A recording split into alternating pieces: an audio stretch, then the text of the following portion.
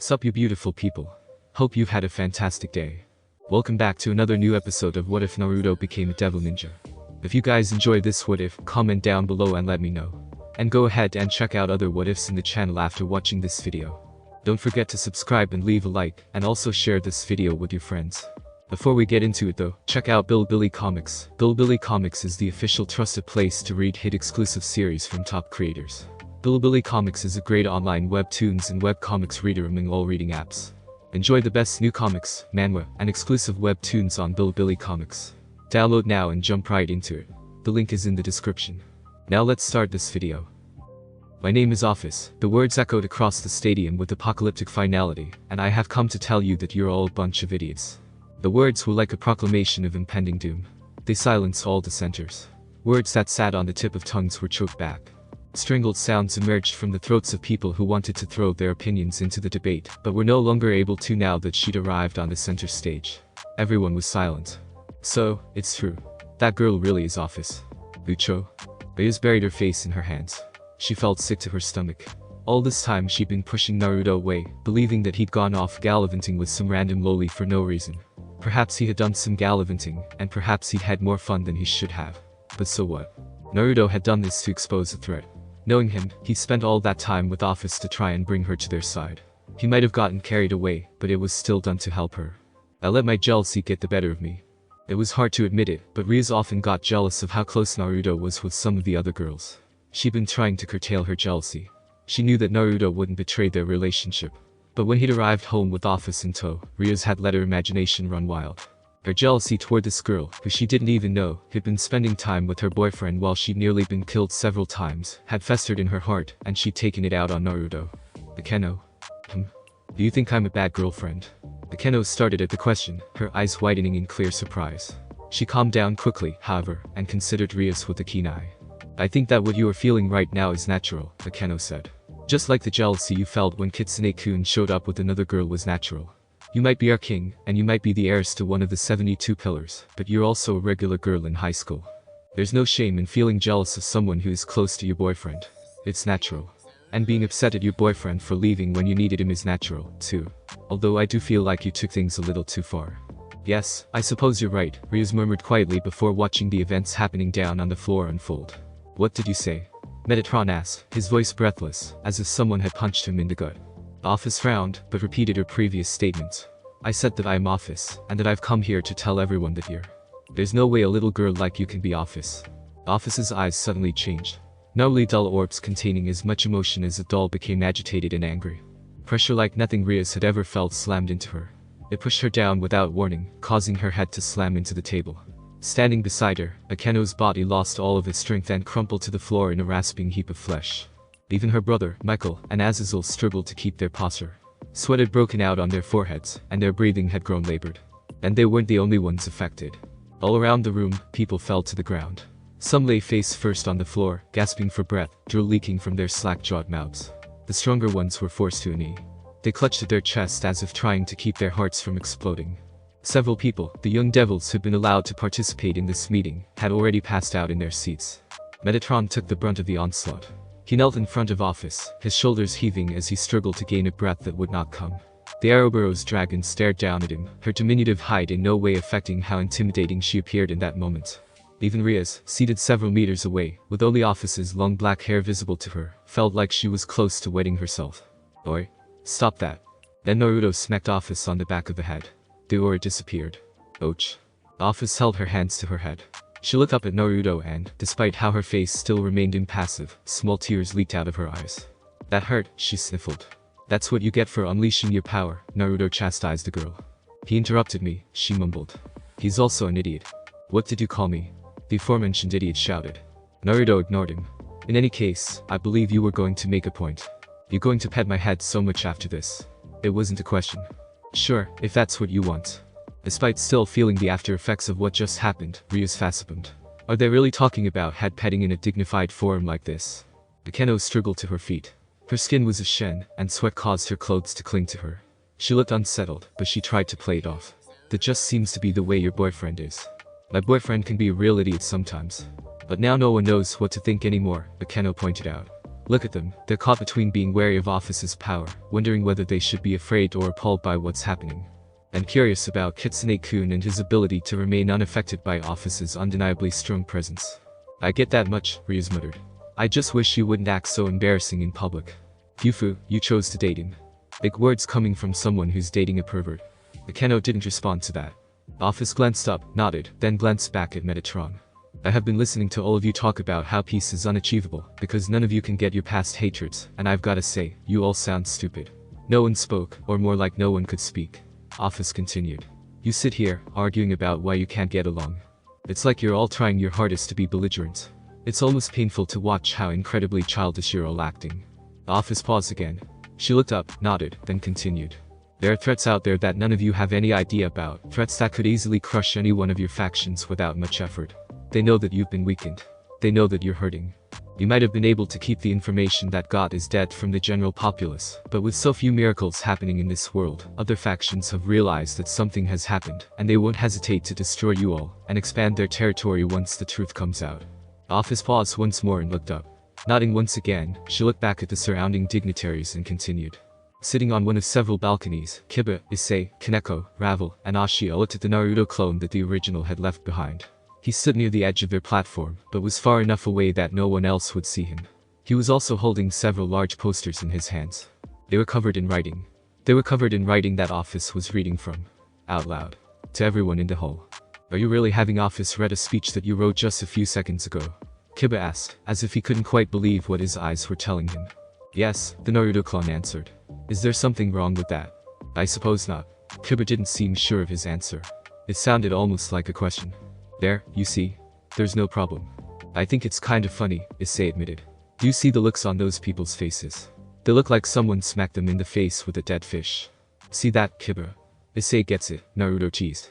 You know this is probably gonna come back to bite you in the ass later on, right? Kiba asked, sighing and holding a hand to his forehead. Maybe, but I'll burn that bridge when I get to it. You mean cross it? Kiba said. No? Naruto's eyes gleamed with amusement. Bridges were made to be burned. Down below, Metatron seemed to finally regain his second wind. He stood up, albeit warily, and eyed the childlike form of Office. You speak a lot about threats to which we know nothing about, yet I haven't heard of anything that could threaten us, and I've spent the last 52 years learning to be a ninja. The sound of metal fast-spinning rang throughout the hall. Tell me, if these threats exist, then where are they? What could possibly threaten us? Office opened her mouth to speak. The Chaos Brigade. When someone else answered for her. A man appeared before them without warning. He floated above the stage where Metatron, Naruto, and Office stood. He was a middle-aged man with long silver hair and a beard. His armor looked almost identical to Surzich's, regal-looking multi-segmented pauldrons and a gleaming breastplate. Unlike Surzich's, however, his were silver instead of red. 12 pinions of the purest black jutted from his back. Ryuz didn't like him. His very presence set her on edge. The hairs on the back of her neck had risen, her skin prickled unpleasantly, sensations of an unknown and unwanted phenomena ran down her spine. This man, she didn't know who he was, but he exuded an ungodly aura of vileness. That is what you were going to say, right? The man asked Office, his smile appearing almost amiable. There's of him Lucifer, Surzichus said. The two words evoked those who remained conscious into gaping. Well, hello Surzichus. It's been an awfully long time since we've seen each other. How have you been? Is the tech keeping you busy? What are you doing here, Rizavam? Surzichus asked, his stern voice letting Rizavam know that he wasn't joking around. Why, I came because I heard about this wonderful gathering, of course. Rizavam spread his arms wide, encompassing everyone there. I never got an invite. I figured it got lost in transit, since I know you'd never leave me out of something like this. You've been gone for decades, and now you've decided to show up here, Surzichus continued, ignoring Rizavam's playful bantering. What are you after? Playing stroking his chin, Rizavam seemed to contemplate the question. There are many things that I'm after. Your title, your sister, your life.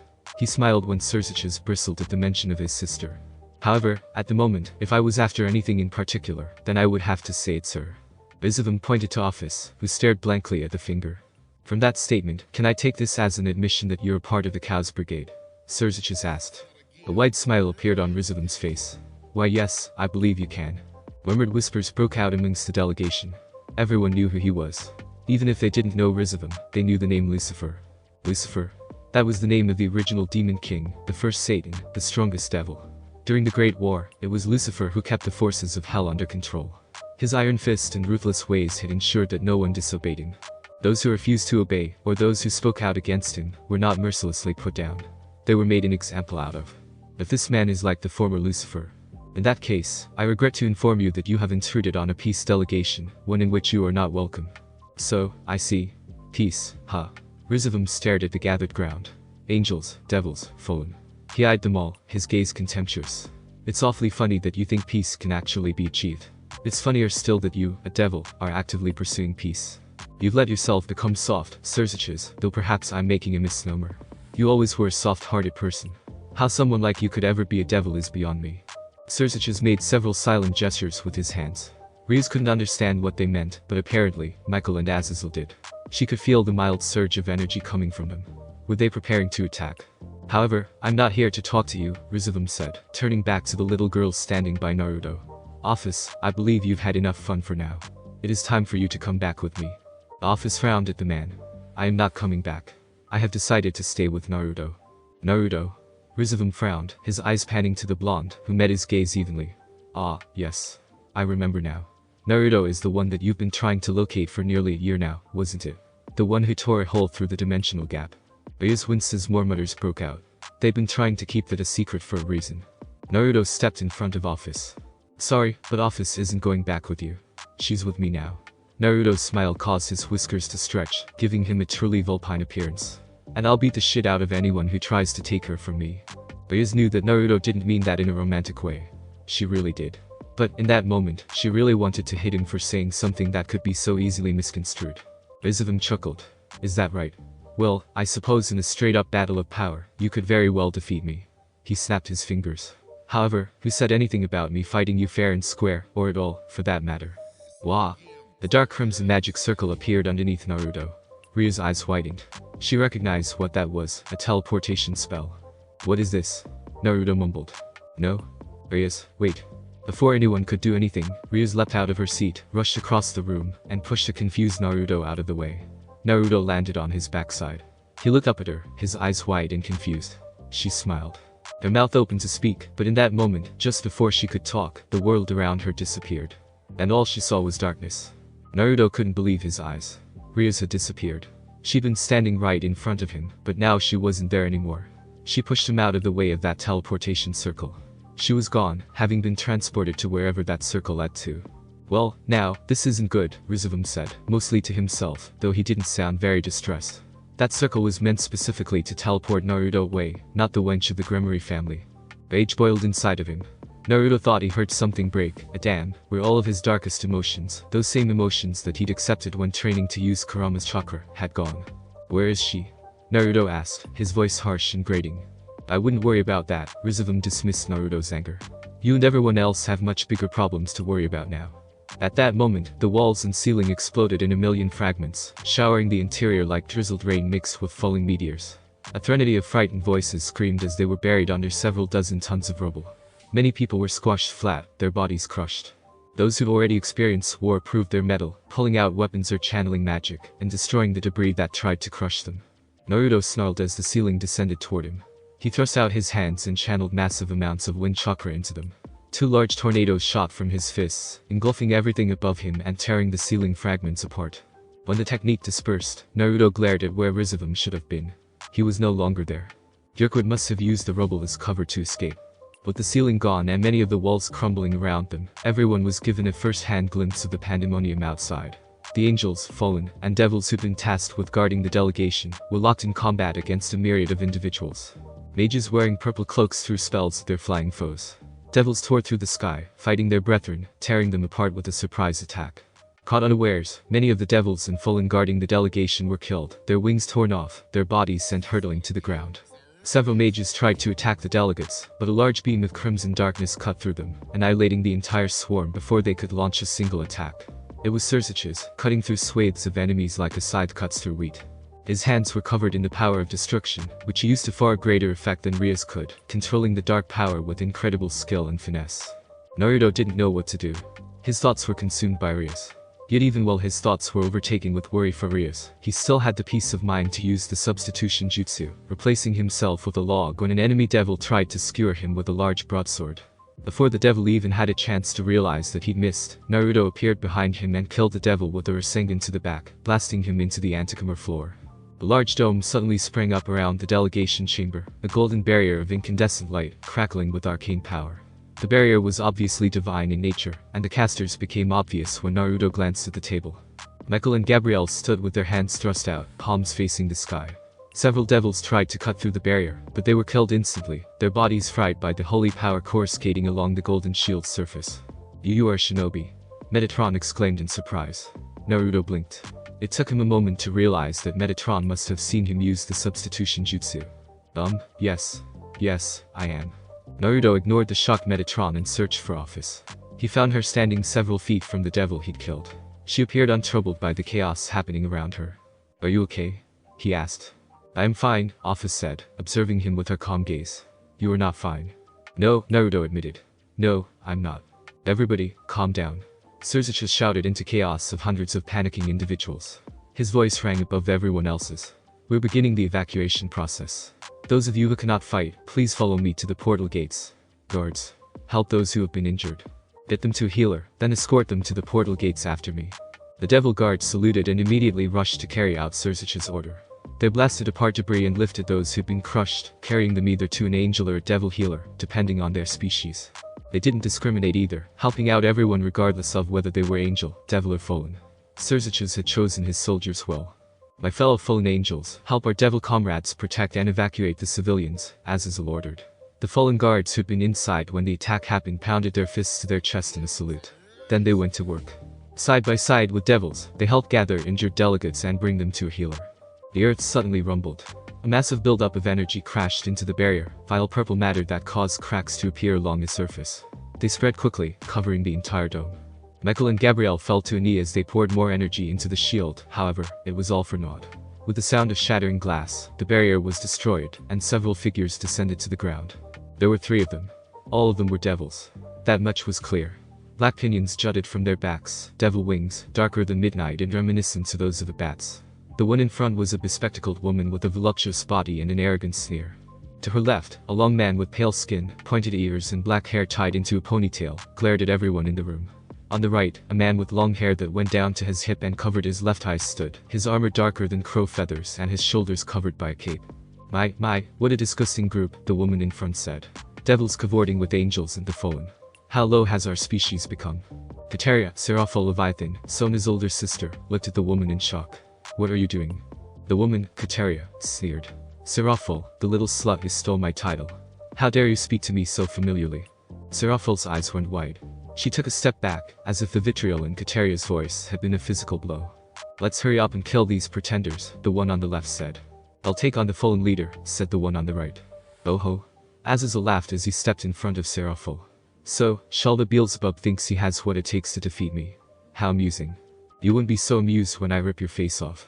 Before anyone else could speak, an overwhelmingly massive pressure shoved them into the ground. Earth's gravity appeared to have increased to 10 times what it normally was.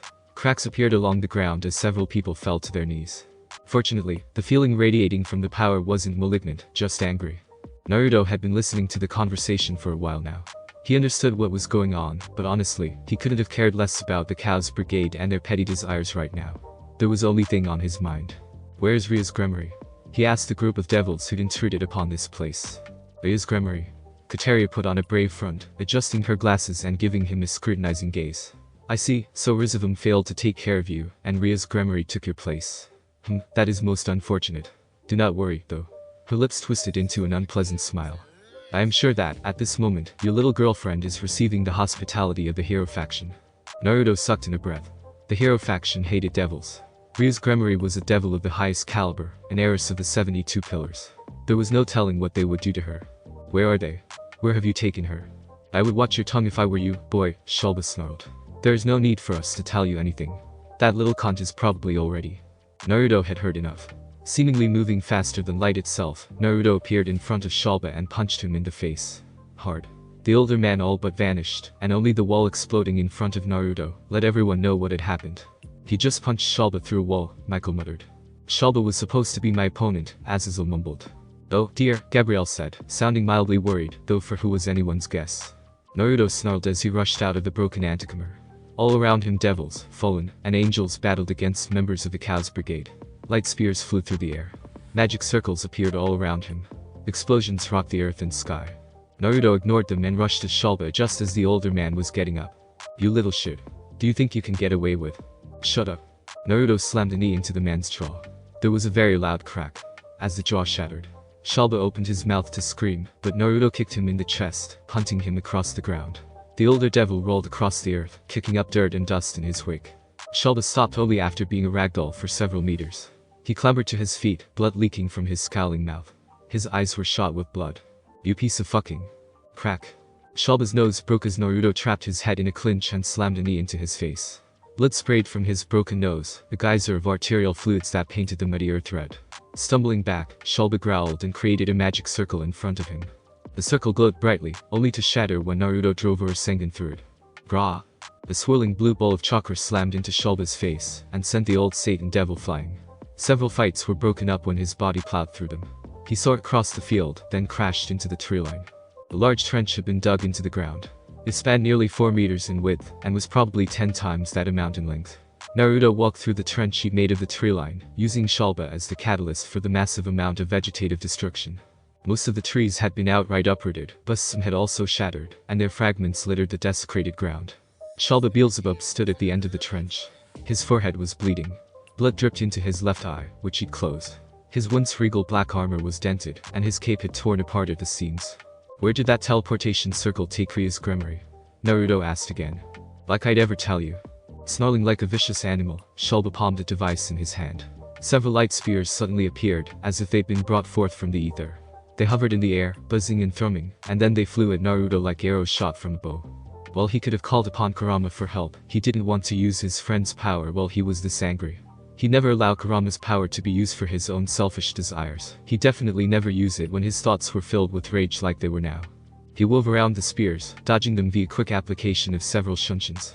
The spears continued on, striking the ground and exploding on contact, vaporizing everything. Naruto ignored this and closed the distance between him and Shulba. "Don't think I'm gonna let you keep hitting me," Shulba growled. 2 light swords appeared, one in each hand, their blades curved like a falchion. He wielded both weapons like a master, gracefully swinging and spinning around each weapon at a different angle.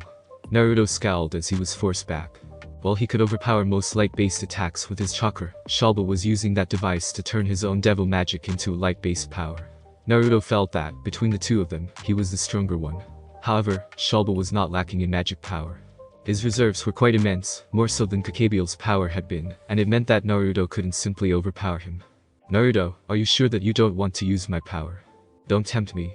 Naruto clenched his teeth. "I don't want to break my promise, but if you ask me that again." Naruto had promised Kurama long ago, before they'd shown up in this world, that he would never use Kurama's powers for selfish reasons. Right now, Naruto was being selfish. He could hear the sounds of battle being raged behind him, innocents were dying, and his friends were likely in need of his help. But he couldn't bring himself to help them. His every thought was consumed with the desire to help Rias, his girlfriend, the woman who'd given him a purpose in this world. "I understand. In that case, kick his ass, Naruto. Don't let a prick like that get the best of you." "I don't plan on it." Kagebunshin no Jutsu. A dozen Narutos appeared as if out of thin air. Shulba growled and rained light arrows into the horde of clones. All of them went up in several puffs of smoke, which blocked Naruto from Shulba's sight. Unfortunately for Shulba, Naruto could see him just fine. Rasengan. Blood spilled from Shulba's mouth like sludge as he went flying for the 3rd time. While he was sailing through the air, Naruto appeared underneath him and planted his feet into Shulba's back, launching him upwards. Shulba regained control over his flight and created a massive light spear that he sent at Naruto, who swerved as he ascended into the air. The spear passed him by several inches. Then it exploded into several dozen smaller spears, all of which tried to perforate Naruto from behind.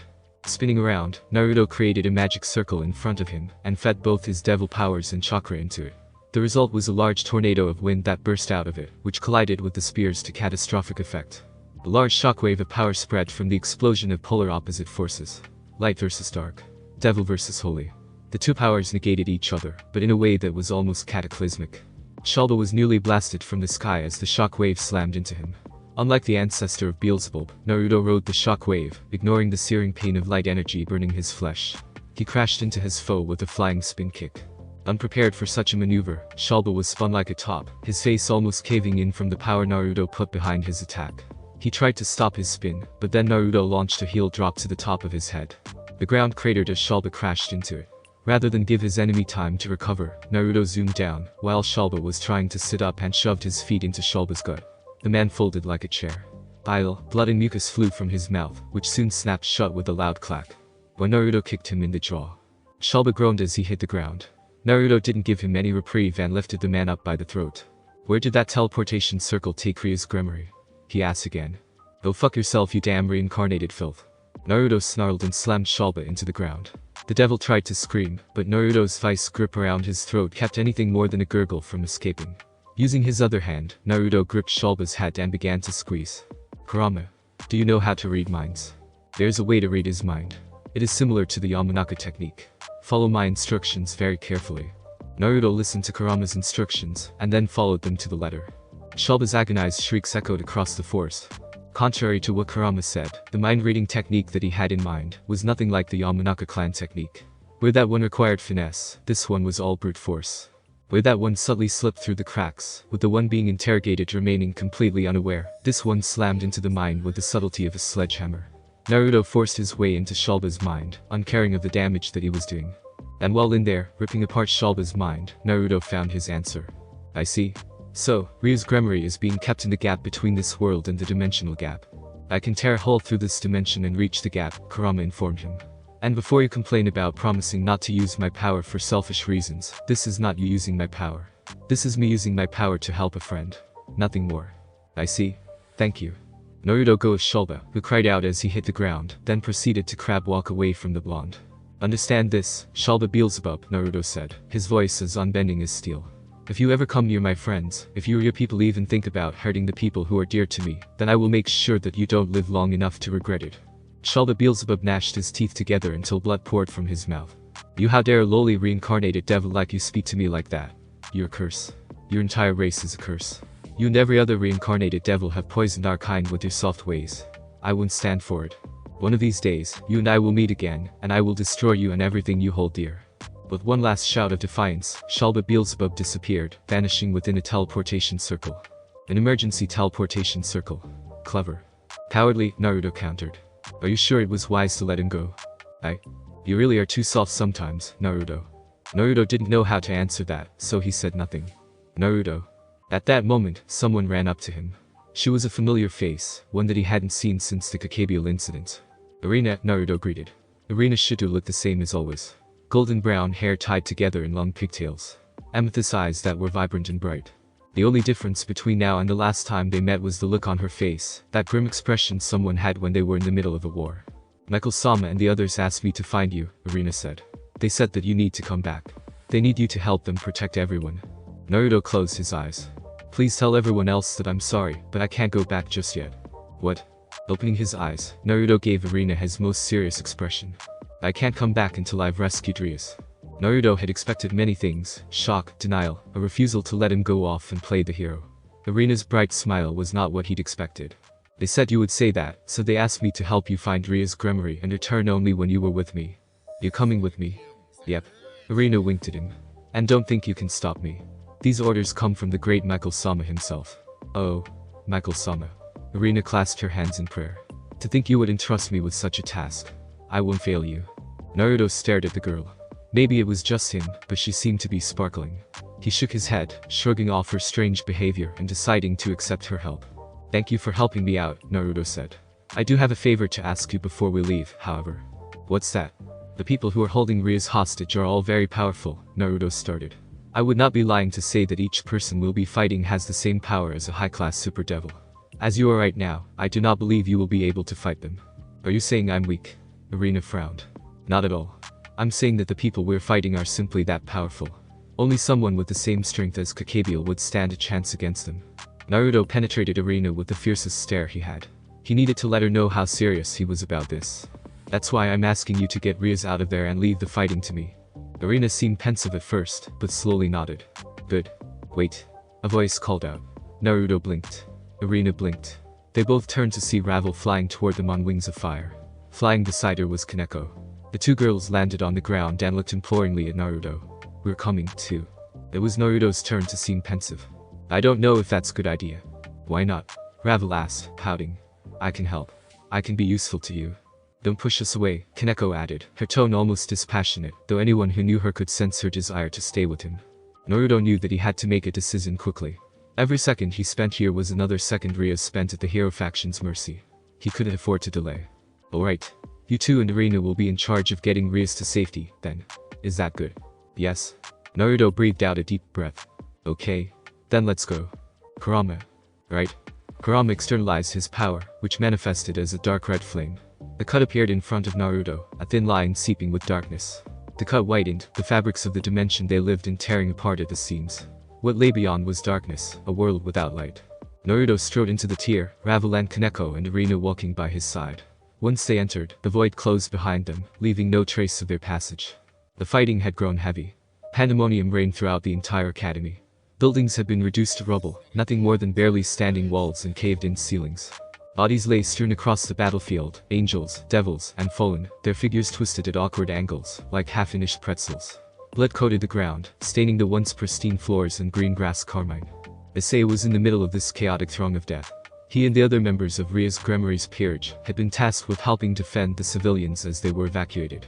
Unfortunately, that seemed to paint a large target on their backs. Take this, you bastards. Dragon shot. An orb of light formed in front of Issei's gauntlet. He made a fist and punched it. A giant beam of energy lanced out at the flock of devils attacking them, engulfing them in a bright radiance. When the beam faded out, several dozen charred corpses plummeted to the ground, thumping against the blood-stained floor. It's a good thing this building is already destroyed, Zenovia mumbled, or that attack would have caused some serious property damage. That's ice for you, Kiba replied. He takes after Naruto when it comes to causing destruction during a fight, though I think Naruto has a little more finesse than Ice does. Right? Boost. Here we go. Issei attacked his enemies with near reckless zeal. He slipped through their defenses and pummeled them with his boosted gear. Several devils tried to outmaneuver him, but Zenovia and Kiba stood on either side, using their superior sword work to keep any and all enemies from flanking Issei. Behind them, Akeno fired off bolts of lightning, protecting her companions with long-range attacks, and behind her stood Ashia, who acted as their healer. The horde of enemies was beaten back. Unable to withstand their combined resilience, the devils who slipped away from the main battle were mercilessly crushed. Boost. We can do this. Boost. We can win. Boost. Issei felt confidence surge through him. They could do this. They could win. Boost. Over, booster. The long sword jutted from the boosted gear. Issei thrust it forward, causing it to split into multiple segments that resembled a dragon's tail. It coiled around several enemies and dug into their flesh, cutting them apart with ease. The sword continued to elongate, continued to separate, and continued to attack. Some enemies were pierced, others were sliced apart, but all of them felt pain. That's showing them, Ice. Kiba cheered as he dove into the hole made by Issei's attack. His demonic holy sword was a blur as he sliced apart devils and fallen like wheat before his side. An arm was cut off when one devil came to close. A fallen lost her leg when she tried to attack Issei. 6 enemies went down as Kiba used his speed to race by them, cutting them apart with ease. Zenovia followed after him. Unlike Kiba, who was all speed and finesse, she was pure brute force. Durandal sang as it unleashed devastation upon those around her. The bodies of her enemies weren't sliced apart, but outright destroyed. No one could stand against her. I think we can actually win this, Zenovia said, her tone hopeful. With their opponents overwhelmed and the civilians beating a hasty retreat, Issei and the others felt hope swell within their breasts. That hope was soon dashed with the beating of 6 monster swings. The first sensation that returned to Rias after waking up was pain. It wasn't the kind of pain that came from being stabbed or punched. Her body simply ached, like when you spent hours exercising and your body was trying to heal itself. She'd become intimately familiar with that feeling, though what she felt now was slightly different. Tell me again why we're not just killing her, a voice asked. Because bait is only good if it's still alive. Besides, she can be of better use to us alive than dead. Rias opened her eyes, but all she saw was darkness. She blinked several times. Her eyes didn't adjust. There was still darkness. That's when she realized that it wasn't because she couldn't see, but because wherever she was didn't have any light. Turning her head, Rias found several figures standing about a meter away. There were 3 men and 1 woman. She didn't recognize any of them. Oh, she's awake, the woman said, her beautiful face marred by an ugly sneer that seemed somehow cheerful. Hello there, Red Devil Tan. Who are you? Rias asked. Do you really think that we'd answer you? A hulking, brute of a man growled at her. We have no reason to answer any of your questions, filthy devil. Narrowing her eyes, Rias tried to channel her magic, tried, and failed. Don't bother, another man said calmly. You won't be able to use any of your powers unless we decide to let you use them. His impassive gaze bothered Rias immensely, his words even more so, but she didn't say anything. Without knowing what was going on, acting rashly would be foolish. The best she could do right now was bide her time, and try to figure out what they had done to separate her from her power. Hoping to analyze the people who'd apparently kidnapped her, she studied the group. One of the men was a towering mountain of muscle. He appeared to be more of a lackey than anything, so she skipped over him. The young man standing next to him had silver hair and carried himself with a refined aura. He reminded Rias of Kiba in that regard, though his cold eyes were nothing like her knight's. Standing a little apart from the two was the woman, a beautiful blonde whose arrogant sneer made her seem uglier than she should have been. Despite her sneer, she seemed to enjoy teasing the two, calling the silver-haired one Seek-kun, and the big one, Her-chan. While those three all had a powerful aura about them, it was the one who remained silent that she felt the most wary of. Handsome and dark-haired, the young man wore a Japanese school uniform. Combined with the uniform was ancient Chinese attire. Held in his right hand was a spear, which caused a feeling of her unease. She didn't know what sort of weapon it was, but she could tell that it was a sacred gear of great power. "He's here," the one she'd been staring at said, his head turning as he spoke. "Who's here?" Everyone turned to see a figure walking toward them. Flanking this person on either side were three of people. Rias craned her neck to get a better look. Her eyes widened in surprise, hope, joy, and more than a little worry when she saw who'd come. Striding toward them with a look that she'd never seen on his face before was Naruto. Naruto was finding himself angry more often than not these days. He'd been angry when he'd returned to Kao and discovered his friends under attack. That time, he'd been angry at Kakabiel and himself. Kakabiel for daring to attack his loved ones, and himself for having not arrived until the last moment. Now he felt anger again. These people had kidnapped Rias, the girl he loved, the person who'd given him a purpose. They had taken her from him, and were using her as bait to lure him out. Naruto had felt anger plenty of times. When people had made fun of his dreams about becoming Hokage, when people underestimated him, when people looked down on him and treated him like garbage, he'd gotten angry. He felt anger when Konoha had been destroyed by pain. He felt anger when Kakabiel attacked his friends. And now he felt anger as he stared at the group responsible for kidnapping someone important to him. "Looks like that stinking devil, Rizavam, was right," Heracles said, grinning. "He did come." "Naruto." Rias muttered from where she lay, her form prone. She'd been wrapped in cloth of some kind. Naruto sensed faint magical powers emanating from it, and he could barely sense Rias at all. It was obviously designed to keep her from utilizing her powers of destruction by suppressing her magic. Cao, Naruto's voice was calm, a facade to mask his emotions. "I am only going to give you this one warning. Release Rias now, or I will shove my foot so far up your ass that you'll never walk straight again. Who the hell do you think you are?" Heracles roared and charged at Naruto, who remained where he was. "You think you can threaten us like that? I'm gonna teach you a lesson." "Heracles." Cao shouted in alarm. "Don't act recklessly. We need to surround him," and Heracles didn't listen. He had already thrown the first punch. The area around Naruto was engulfed in an explosion. Heracles laughed as Naruto disappeared from his sight. "You're not very bright, are you?" a voice asked from behind Heracles. Eyes bulging like a pair of grapefruits, Heracles spun around. "Doof," and was sent flying off when he received a fist to the face. "Her-chan," Jean shouted. "Damn pervert. You're not gonna get away with that." A holy sword appeared in Jean's hand, a large broadsword with silver etchings and a golden hilt. It was a beautiful sword fit for a queen. The diamond pommel glistened within the darkness of the gap between dimensions. The woman charged at him. Cao shouted at her stop, and when she didn't, he swore and turned to Siegfried. "Guard the Gremory girl. I'll help Jean deal with this one." "Very well. He's not a holy sword user, so a battle with him would be boring anyway." Naruto stood, silently watching Jean and Cao flank him. They attacked from two different sides at the same time, a pincer maneuver. For a move that was made on the spot, it had been executed rather flawlessly. Too bad Naruto wasn't there. He disappeared just as they swung their weapons, causing them to nearly skewer each other. "What?" Two shouts came simultaneously as Naruto disappeared in a puff of smoke. Rasengan. Even when shocked, Jean still reacted when Naruto appeared behind her. She spun around, moving her blade and striking the Rasengan in his hand. While still a human and therefore physically weak, her holy sword proved more than up to the task of slicing through the Rasengan in Naruto's hand, cutting it up like a warm knife slicing through Swiss cheese. Naruto disappeared, then another Naruto burst from the smoke and launched her into the air with a swift uppercut. That Naruto ducked down while another one used him as a springboard, leaping up to kick her higher into the air. He was intercepted by Cao, who expertly spun his spear around and sliced through him. More smoke clouded their vision as the Naruto clone dispersed. "What kind of power is this?" Jean asked, surprised. "The kind of power that only a ninja can wield," Naruto shouted from above. Uzumaki heel drop. Since they were both airborne, neither Jean nor Cao could do much when two Narutos dropped from above them. They could only raise their weapons to block, which resulted in them both flying back to what made up the ground in this place. Both landed lightly on their feet, only to find Naruto standing between them, a tornado of power surrounding his fists. "This technique is still experimental," he said, grinning. "Let me know how it feels." Neither of them had time to do much as Naruto punched them at the same time, and they were both blasted off their feet and sent hurtling through the void. Away from the battle between Naruto, Jean, Cao Cao, and Heracles, Ravel and Arena and Kaneko attacked Siegfried, who'd been left to guard Rias. They attacked in unison, Ravel from up high and Kaneko from below. Fire and Senjutsu energy tried to engulf Siegfried who, with a slash of his sword, cut their attacks apart. Bombing. Dark steel formed into a drill-like edge. Gleaming black like midnight made manifest. Bombing. A mythical sword of Norse mythology. It was a weapon of implacable power. Even from a distance, the aura it manifested could be felt by everyone, ferocious and surging, like an unending hurricane of four-scale winds. Arena released a battle cry as she charged forward and attacked with Excalibur Mimic. It was met by Balming, the great sword of Norse mythology, blocking it easily.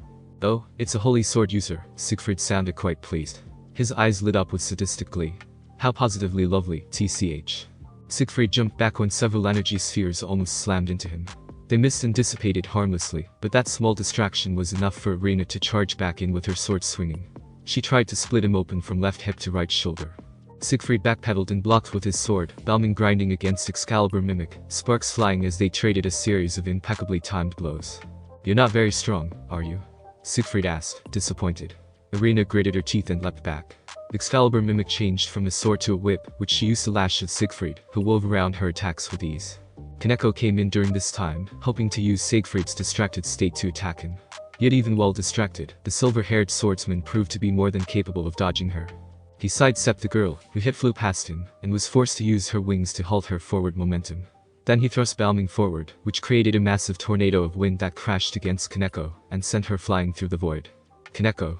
Arena shouted in worry, only for her worry to prove unfounded when Kaneko flew back towards Siegfried like a bullet, slamming into him with a powerful heel kick that sent him flying in turn. While Arena and Kaneko fought against Siegfried, Ravel flew over to Rias. Fire flared to life in her hand and transformed into a sword, which she used to cut Rias from her bonds.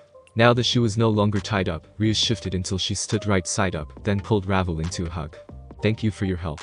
"It was nothing," Ravel mumbled, her face gently resting on Rias' soft bosoms. "Well, then, why don't we help Arena and Kaneko?" Rias suggested, her eyes gaining a dangerous glint. "I need to pay these people back for kidnapping me." The beating of 6 massive wings brought a halt to most of the fights. It tore through the battlefield, 6 wings keeping it aloft, and creating massive bursts of wind that caused everyone to lose control of their flight. 3 reptilian heads roared in unison. Leathery lips peeled back to reveal layers of sharp teeth. Horns curved and sloped over the heads and down their elongated necks, which were attached to a single massive body of sinewy muscle.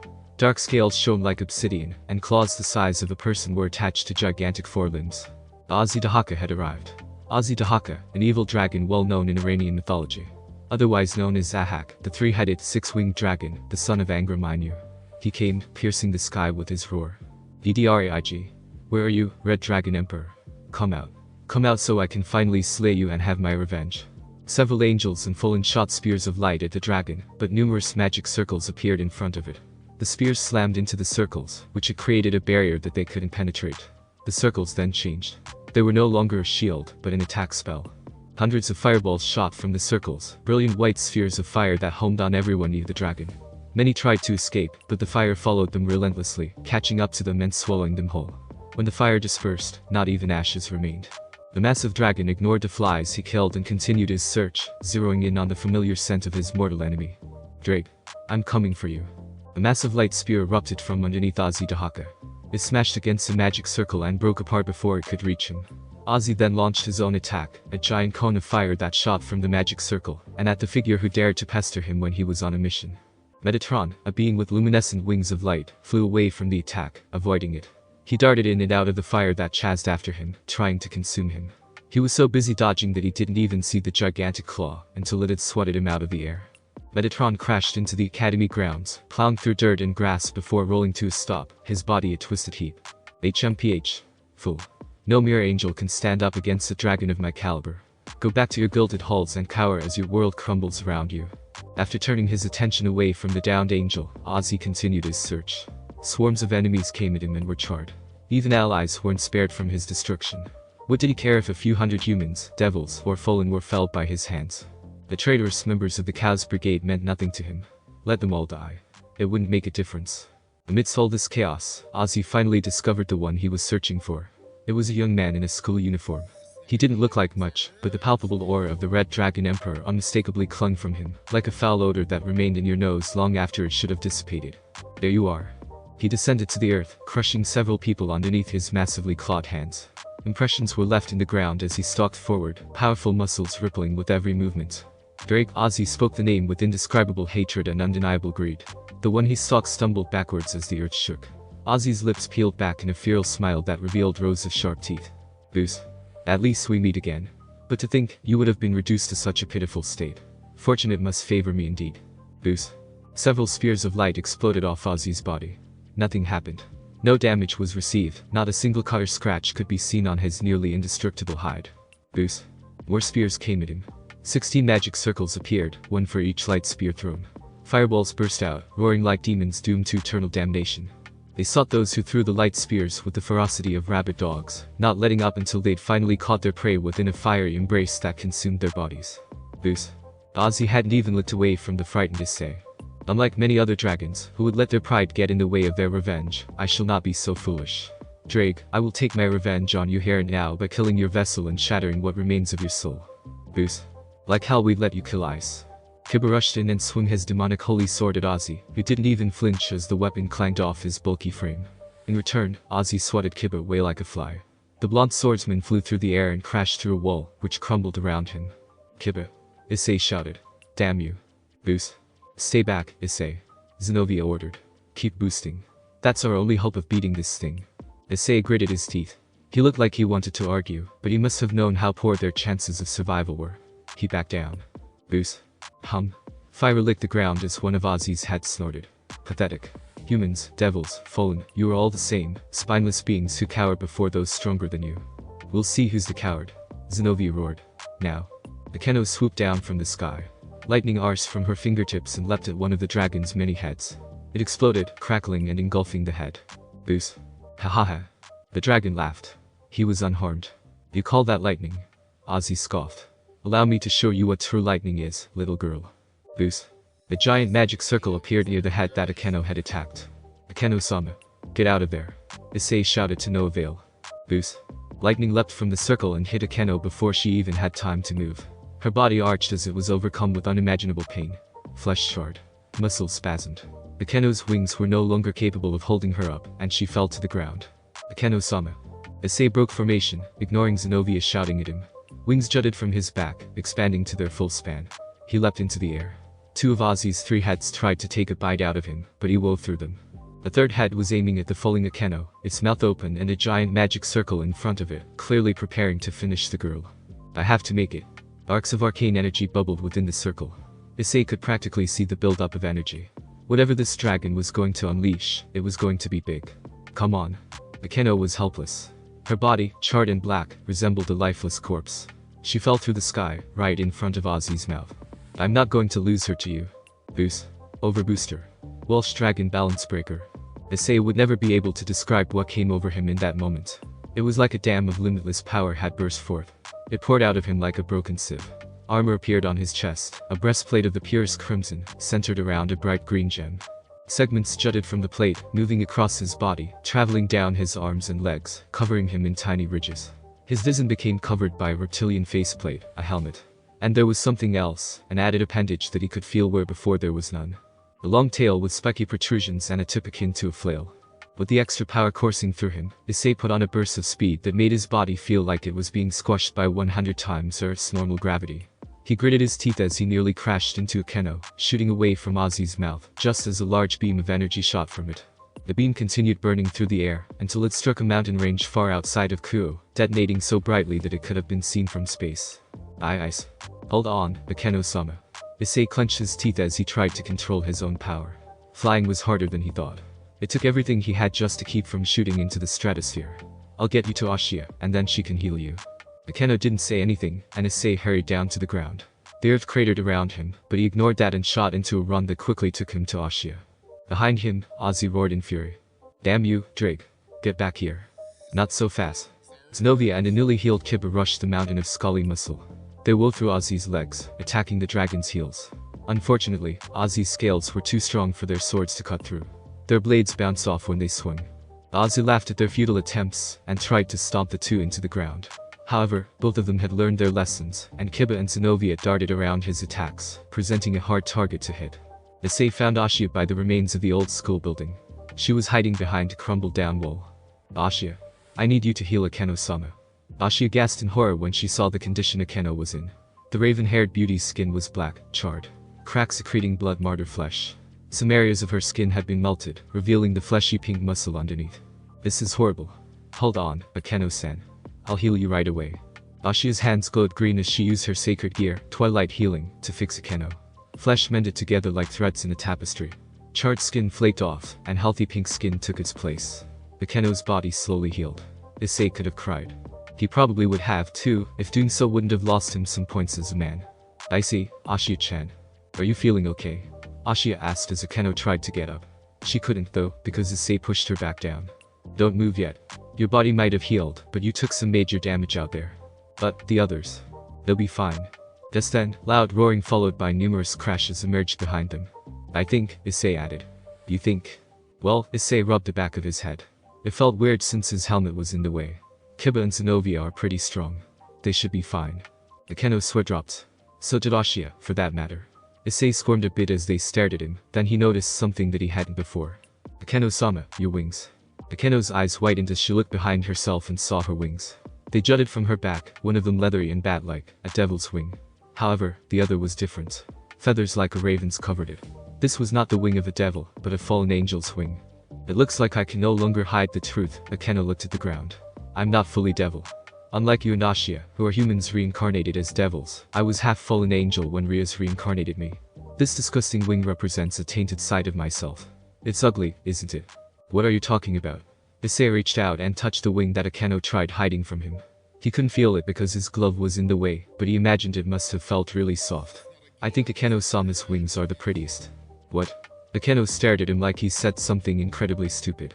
Anyway, I should help Kiba and Zenobia fight that giant dragon off. Issei stood up. Ashia, please keep Akeno from trying to go anywhere. She's in no condition to fight.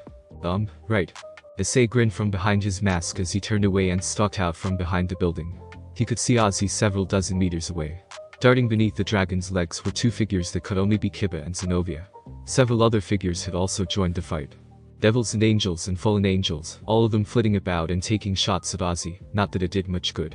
The dragon laughed at their efforts. Even when one fallen angel, who Issei recognized as the man that kept showing up at his house, fired off a blast of bright white lightning, Ozzy merely laughed as if he was being tickled. Hey Drake, how long do I have before my balance breaker runs out of juice? I'd say you have maybe 15 minutes at most. This is your first time activating balance breaker, so you don't have much of a handle on it yet. Plus, you still don't have a lot of power, which means you're going to exhaust yourself sooner. Got it. Thanks. Anytime. I get it, Naruto-sensei. I finally understand. Issei pounded his right fist into his left palm.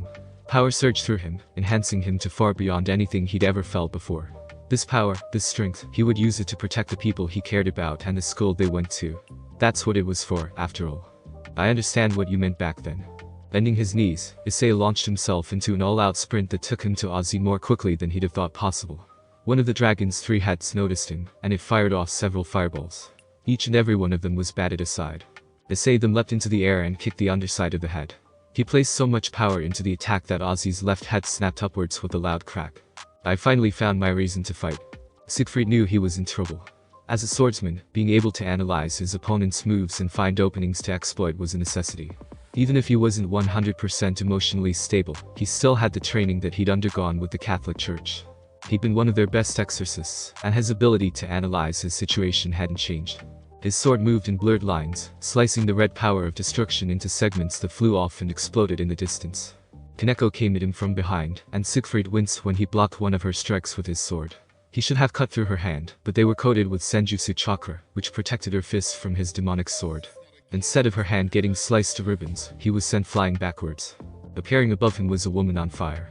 Ravel, her wings of flame burning behind her, a large ball of fire pulsing between her hands. Teeth gritted in effort, the young Phoenix heiress launched a compressed ball of flame at Siegfried, who barely managed to avoid being killed by spinning around and slicing the fireball in half. The sack left him vulnerable, however, and Irina had no issue taking advantage of his distracted state. Siegfried barely avoided having his head sliced off when she swung at him, Excalibur mimic wishing by like a flash of lightning. Blood leaked down his throat from her near miss. He blocked her next attack with Balming, but Excalibur mimic shifted from the sword into a whip, which gouged a chunk out of his cheek. It would have taken his left eye out, but he turned his head at the last second to avoid that fate. Irina. Right. Irina leapt out of the way, allowing Riaz to launch 2 orbs of reddish-black energy at Siegfried. There was something different about these spheres from her last attack, and he soon discovered what when, upon trying to slice one in half. It split into 4 smaller orbs that surrounded him and attacked from all sides. Twice critical. His arm glowed, a bright light pulsating like the breaking of a star.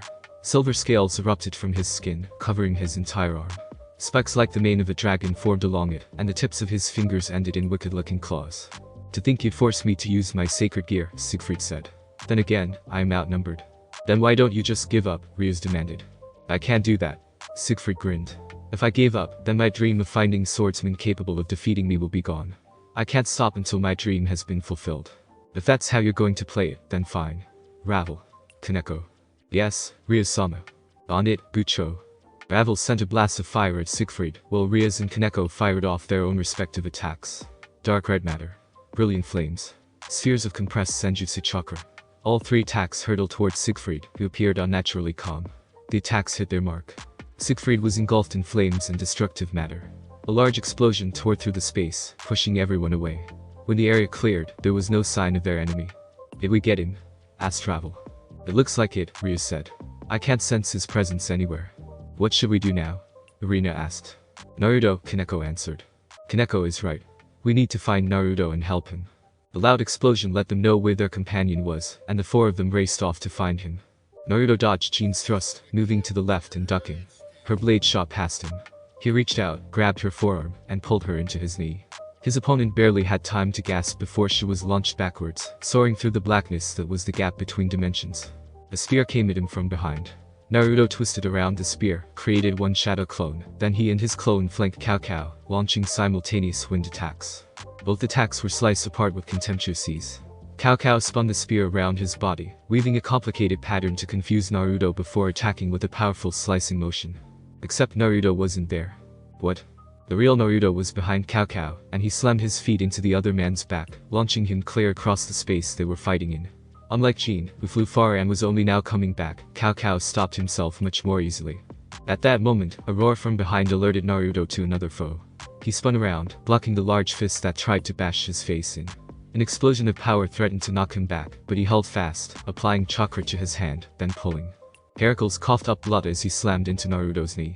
Letting go of the hand, Naruto performed a flawless spin kick that sent Heracles flying off into the darkness again. Cao Cao and Jin chose that moment to attack.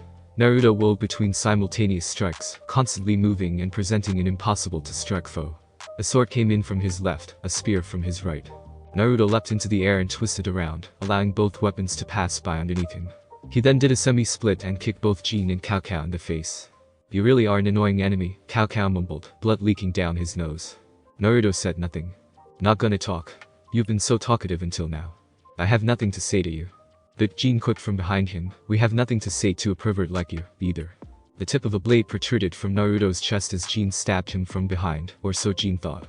When the Naruto in front of her disappeared, she only had a second to contemplate what happened before a foot slammed into stomach. Jin managed to keep from going far, but that only meant Naruto had less space to travel in order to reach her. Her eyes widening, Jin moved out of the way when Naruto launched a swift right. She thought she dodged it, but then she cried out when something still struck her in the cheek, causing her to fall backwards.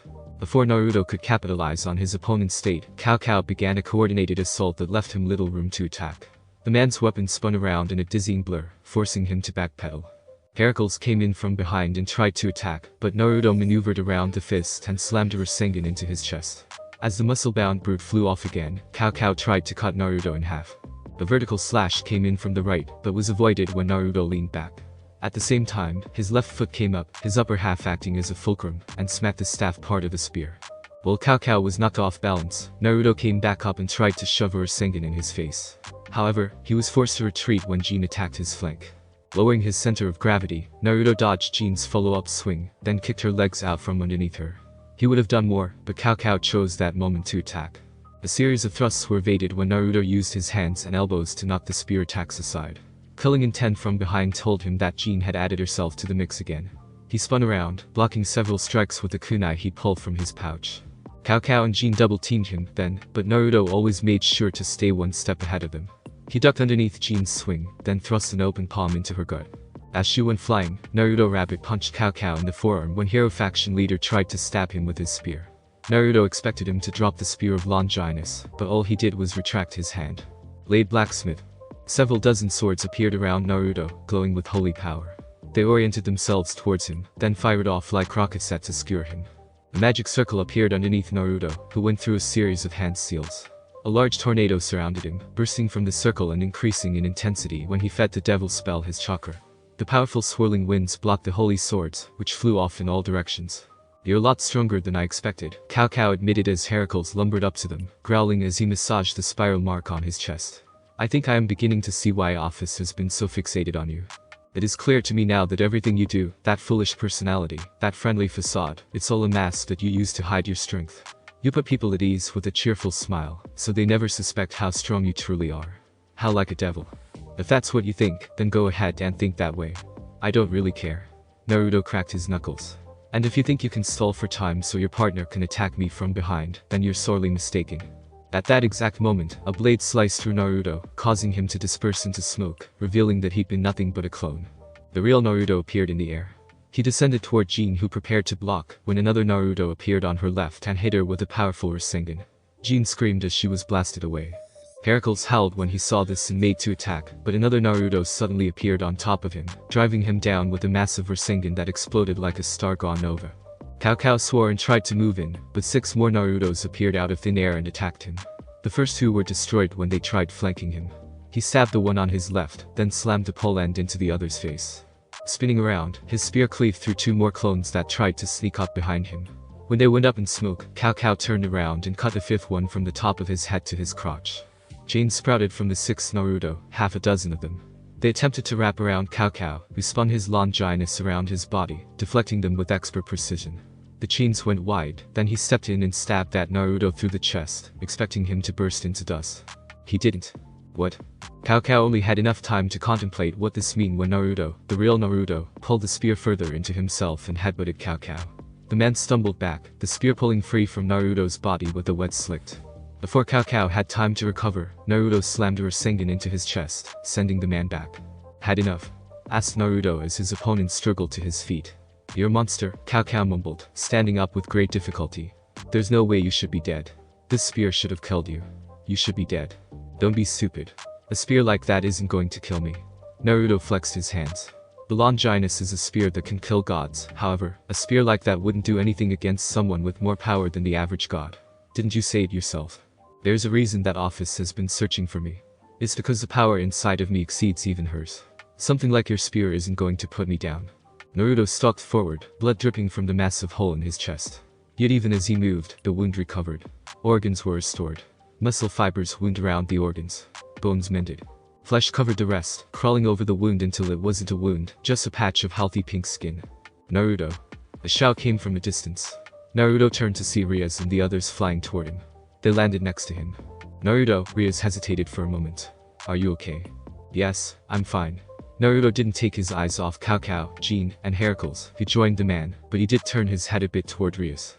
"What about you? They didn't hurt you, did they?" "No." Rias shook her head. "Cao Tan." "Yes, it looks like we've overstayed our welcome," Cao Cao admitted. "It'll be difficult to take on so many devils all at once. Let's withdraw for now." "Are you serious? We can't withdraw," Heracles rumbled. When Cao Cao glared at him, he grumbled but relented. "TCH. Fine. You think I'd let you do that?" Naruto shouted, thrusting out his fist. Rasengan. A giant beam of spiraling blue energy shot from Naruto's hand. It struck nothing but air as Cao Cao, Jean, and Heracles vanished through the use of a teleportation circle. "Damn it." Naruto scowled. "I can't believe they got away from me." Still. He turned to Rias. His mouth quivered a bit. He sniffled once, the only sign of what he was feeling. Then he smiled. "I'm really glad you're alright, and I'm sorry, for not being there when you needed me. We can discuss that later." Rias grabbed Naruto's hand. "Kaneko, Ravel, and Arena have informed me of what's happening at this school. Right now, we need to get back to our friends and help them." Naruto shifted his grip, lacing his fingers through Rias. Right? Then let's go. Kiba and Zenovia were in trouble. They'd been fighting Ozzy for a long time now, and while neither was ready to admit defeat, they were getting tired. High above, Baraquiel fired off blast after blast of holy lightning. However, none of it did any damage. It only served to annoy Ozzy, who decided to get rid of him.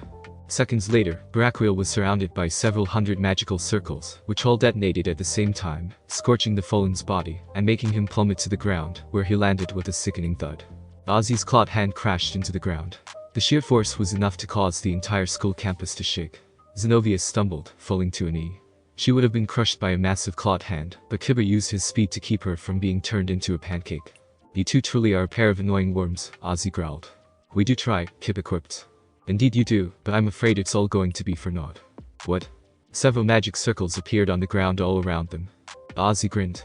Did you really think I was just stomping around everywhere to try and squash you with my claws? Foolish devil. Pay for your insolence with your life.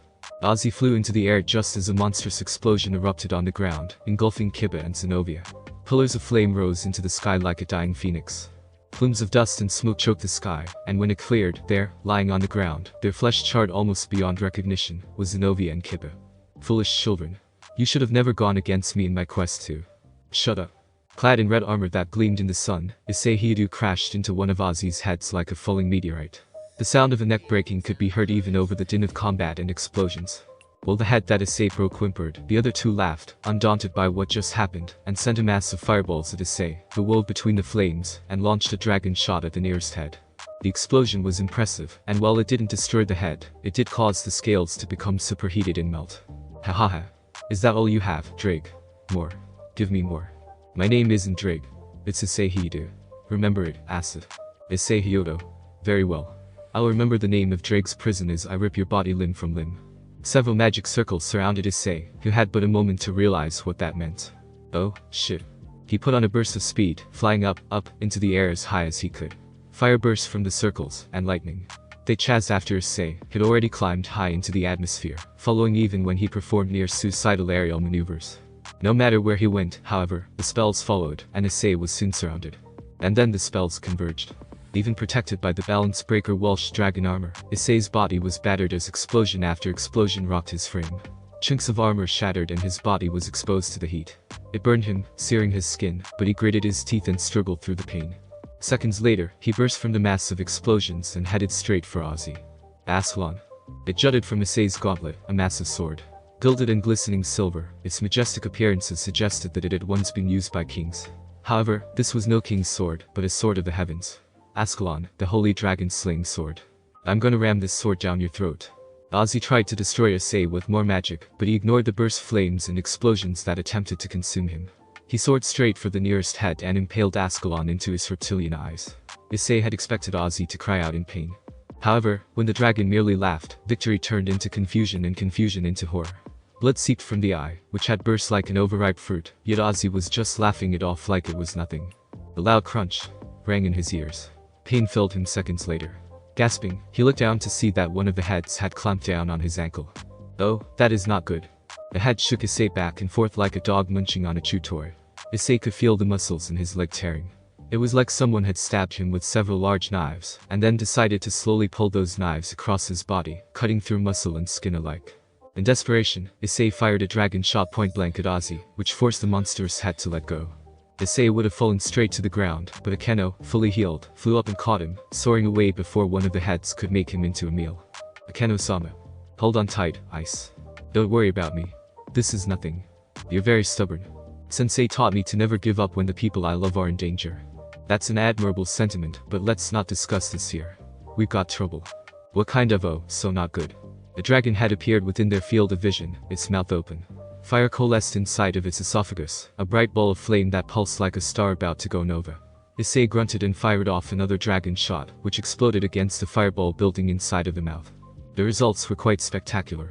Blood, bone fragments and fleshy organic remains, along with melted scales, erupted in a geyser of fire and gore.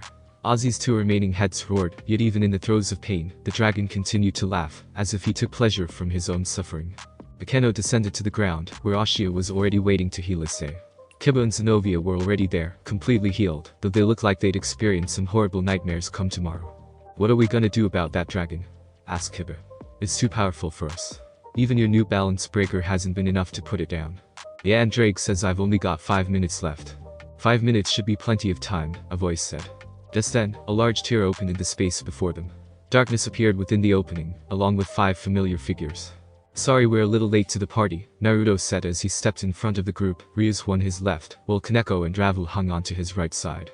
Arena stood in the back. Damn bastard, Issei grumbled, standing up after Ashia hailed him and testing his leg. Always showing up at the last damn minute. Naruto would have made a joke about how heroes were supposed to show up at the last minute, but after the Kakebiel incident, he didn't believe he had that right. Yeah, I'm sorry about that. I would have come sooner, but we ran into more Chaos Brigade members. Well, you're here now, so I guess it's okay. Just so you know, if you were any later, I would have kicked your ass. Oh? So, the apprentice really thinks he's good enough to defeat the master, does he? Ha! You got that right. Just try me, buddy. Pick a fight with me and your ass will be grass. Idiots, Kaneko muttered. You think so?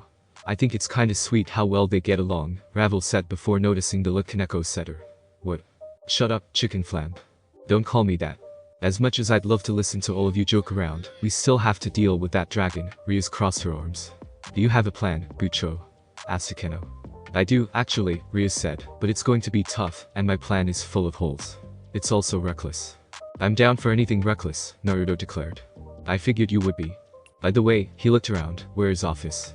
Office sat on the couch in Naruto's living room, eating a bag of chips, watching anime. She was currently watching the anime Shinmai Demon King no Testament, in which a boy ended up living with a large-breasted Redeed. What is it about big boobs and red hair? Office wondered. Is that what boys like? She never really cared about men before. All she wanted was her solitude back. However, spending time around Naruto had made her a little curious about other people, and since Naruto was a boy, that naturally made her curious about boys. Naruto is dating that girl with large breasts and red hair. It must have had something to do with breasts and red hair. There was just too much of a coincidence. I wonder if I had large boobs and red hair, would he go on a date with me? Office continued to watch as some guy groped a teenage Redeed's prominent bust, wondering. The seed had been planted. Naruto had to lament his powers sometimes. Thanks to Kurama, he had immense amounts of power at his disposal, certainly more than enough to defeat some overgrown lizard. Most unfortunately, unless he wanted to destroy this entire city along with said lizard, he couldn't use that much power. This wasn't like Kakebiel, who was so much weaker than him it was almost laughable. This monster had power, more than enough to make defeating him difficult, even if he used Kurama's power. I guess we're doing it the old-fashioned way. Ha, I say that like I've actually fought against a dragon before. Considering some of the things you've gone up against, I'm almost surprised you haven't fought a dragon yet. Still, be careful. In terms of raw power, this one is more powerful than you, and since the only attacks I have that would take care of this pest, would also wipe out everyone else. Yeah. This battle's gonna be tough. Almost as if his words were a silent proclamation, the dragon they were to fight lumbered into view. The earth rumbled with each lumbering step the dragon took. Naruto could actually feel his teeth rattling as it moved. Right time to play my part. Good luck, brat. Gee. Thanks, furball. Stepping out in front of the dragon, Naruto let his power leak, allowing the dragon to easily sense him. Ozzy stopped, its 2 remaining heads craning to look down at him. Naruto noticed that one of its heads was missing, and the neck it had been attached to dangled limply. He wondered who'd done that. Hi. Naruto smiled with good cheer. My name is Naruto Uzumaki, and I shall be handing your ass to you on a silver platter today. Foolish devil. Ozzy roared. I'm going to crush you. Ozzy brought his clawed front foot up, then down on top of Naruto. Except Naruto wasn't there. The Naruto underneath him popped like a balloon, smoke bursting from where he'd been. The real Naruto was above Ozzy, a gigantic swirling orb of energy in his hands. Idomu Rasengan. Blue energy exploded against the top of Ozzy's skull. The force pushed the head down. The dragon roared, enraged, and several bolts of lightning lanced out from magic circles to strike Naruto, who wove between the hailstorm of flashing bolts. Boost. Down below, Rias stood with Ravel and Kaneko. A magic circle appeared in front of her, crackling with power. Beside her, fire flared from Ravel's magic circle, while Kaneko's hands were coated with Senjutsu chakra. All 3 of them launched their attacks simultaneously, combining them to form a massive beam of destruction that slammed into the dragon's front leg. Roaring like a winded beast, Ozzy's leg gave in, and the dragon fell to the ground. Boost. Kiba, Zenobia, and Arena darted in after Ozzy fell. With Kiba in the lead, the trio of sword users went in for the dragon's weak spot, the damaged leg. The scales that had protected it from their swords had melted away, exposing the soft flesh underneath. Wielding Ascalon, Kiba hacked into the wounded leg, severing through muscle like it was tissue paper. Further damage was done when Zenobia used Durandal to annihilate the leg with ease. Irina's Excalibur mimic transformed into a whip, wrapped around the exposed tendons in the leg, and tore them out. Boos. Ozzy's agonized and furious growls echoed in their ears. It stood up, its leg wobbly, and tried to strike at the group of pesky devils and holy sword wielders, but several Naruto clones appeared and used their own bodies to protect their comrades. Shadow clones. The real Naruto continued to keep the heads busy. Dozens of clones ran all over the place, laying waste to the dragon's armored scales with Rasengans and Wind Jutsu. While the armor was too hard for a simple Rasengan to pierce, the accumulated damage of numerous attacks hitting the same spot caused cracks to appear. The cracks spread quickly, like running water flowing over a rock. Boos. Kurama. On it. Naruto felt the energy flowing into him. Senjutsu chakra. While he couldn't see it, he knew that his eyes had changed color. He could feel his body strengthening as it was enhanced by the Senjutsu chakra mixing with his chakra. One of the dragon heads opened its mouth wide, as if to swallow Naruto whole. Grinning, Naruto boosted his flight, ascending into the air, then spinning like a top as he slammed his heel onto the top of the dragon's muzzle. Ozzy's mouth snapped shut, and Naruto used his attack as a springboard to launch himself at the other head, which was currently contending itself with several shadow clones. Boos. It never saw him coming. Naruto crashed headfirst into Ozzy's second head, which caused the dragon's neck to snap to the side like it had whiplash. Undeterred by the pain from headbutting something with scales that were harder than diamonds, Naruto launched several chains from his hands, which wrapped around the dragon's mouth, snapping Ozzy's muzzle shut. He then swung on the chains like Tarzan, before flipping onto the head. Boos. Ozzy tried to shake him off, but Naruto not only had a good grip on the chains, he was also enhanced by Sage Mode, and had applied chakra to the bottom of his feet. Snarling, Ozzy tried blasting him into oblivion. Several circles appeared around Naruto and sent blast after blast of fire at him. Naruto yanked on his chains, however, causing Ozzy's head to jerk upwards, right into the path of his own attacks, which dispersed before they could actually hit. Boos. I knew it wouldn't have been so easy. Infuriating pests. One of Ozzy's heads snarled before snapping closed around one of the Naruto clones, which popped in its mouth. The head growled. Boos. Down below, Kaneko, Rias and Ravel continued to combine their attacks and damage his legs. Then Kiba, Irina and Zenovia would further wreak havoc on the damaged parts. Two of Ozzy's four legs had been reduced to meaty pulps of flaking scales and dangling muscle. Ozzy was no longer able to support himself, thus he'd been forced onto his belly. This meant that Rias and the others switched their target from its legs to his heads. Boos. The combined magic attack from Rias, Ravel and Kaneko reduced one of Ozzy's heads to a single eye, the other having turned into drooping mush and melted scales. Kiba, Zenovia and Irina launched simultaneous attacks on the other head, gouging its eyes out. As blood spurted from bursting eyeballs, Ozzy struggled and growled to no avail. Pain had overridden his ability to respond to threats. Boos. Ice, Akeno, now. Floating above the rest, out of sight, Issei and Akeno prepared to deliver the finishing blow. Over booster. Second liberation. Akeno hurled her lightning at Issei, who took it in and enhanced it with his ability. Bright red light crackled with pale yellow bolts that surged around Issei like a tornado. Eat this, Touch Nozzle. Everyone leapt away as an enormous beam of lightning rained from the sky. Ozzy's agonized bellowing was drowned out by the crackling of thunder. The earth shook like a stampede of giants were running across the land. Fissures spread across the ground, large enough that people could easily fall in and deep enough that you couldn't see the bottom. Whatever battles had been going on ceased as a massive pillar of red energy mixed with surging arcs of lightning rose into the sky, piercing the heavens. Whoa. Naruto mumbled as he landed near Rias, helping feed energy into the barrier she put up to protect everyone. I hadn't realized ice had gotten so strong. Think this will be enough to take down that dragon? I don't know. Rias bit her lip. Ozzy Dahaka is a very powerful evil dragon. He's known by many as the Diabolism Thousand Dragon. While he's not as strong as the two heavenly dragons, Drake and Albion, he is more than capable of matching any one of the Dragon Kings. Well, I guess we'll find out soon enough. The pillar dissipated, several arcs of electrical discharge remaining. The entire area smelled of burnt ozone, a sharp odorous scent that invaded Naruto's nostrils, along with the smell of charred flesh. Lying prone on the ground, Ozzy Dahaka looked more like roasted meat than a dragon.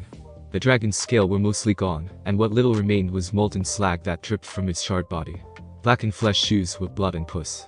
The cracked skin left openings, allowing those around it an unfettered glimpse of pulsing organs that grew slower with each second. Its heads were a mess. Still attached to their necks, they no longer resembled heads at all. There were no eyes, no mouth, and the muzzle was gone. They looked like a fused mass of melted plastic. I think we did it, Naruto said in wonder. Did you guys see that? Issei asked, floating back to the ground with Akeno, a grin plastered all over his face. We totally fried that jerk's lizard ass. Fufu, indeed. Akeno licked her lips. The pain we put Ozzy Dahaka through before exterminating him was most exquisite. I think I came a few times while we were bombarding him with lightning. Iso did not need to hear that, Ryuz mumbled. At least the dragon is dead, Irina added brightly. He's been turned into KFC, like Yakitori here, Kaneko said, seemingly in agreement. Stop calling me Yakitori, a red-faced Ravel shouted. Everyone had relaxed now that the battle was over. Issei was grinning like a loon as he spoke with Ashia and Akeno, making wild gesticulations as he told them about how he kicked dragon ass, even though they'd been present for the battle. Naruto glanced at Ryuz as the others spoke. She saw him looking at her, grabbed his hand, and sent him a beautiful smile that made him smile back. He knew they would still need to speak after this, but Naruto was confident that they could resolve their issues now. Do you really think you've beaten me? The festivities came to a screeching halt as a voice, low and growling, like the rumbling of a bass, pierced their good mood. These wounds are nothing for one of my power. Everyone turned to the corpse, only it wasn't quite a corpse. Though I do thank you for the pleasure of giving me such exquisite pain. It's been ages since I felt so alive. The body of Azutahaka twitched. Then it spasmed. Naruto thought he saw black snakes of some kind wiggling inside of its body, but he couldn't be sure. The body sprang to life, and its wounds healed over. Torn pinions grew back, 6 black wings spreading to their full span. The stump where there had once been a head reformed, bones regrowing, muscles reknitting, and scales covering a reptilian head. The other 2 heads quickly regenerated as well. It stood up, then, and its 3 heads craned down to give the group of devils and exorcists a grin filled with saw-like fangs. Now, then, shall we go for round 2? Thanks for listening. I do hope you enjoyed. If you want a next part of this video, like, subscribe, and comment down below, and turn on that bell notification, and also check out the other videos that I have created, and enjoy. See you in the next video. Peace.